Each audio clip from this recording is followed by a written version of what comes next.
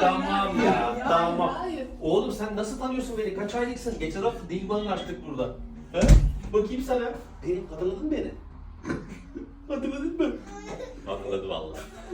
Yani oğlunun dil bağını, babasının da bütün hafta sonu kulaklarım çınladı babası yüzünden. Çünkü horlama cerrahisi yaptık. De bakalım. Bu beyazlıklar yara iyileşme dokusu. Bunlar geçiyor.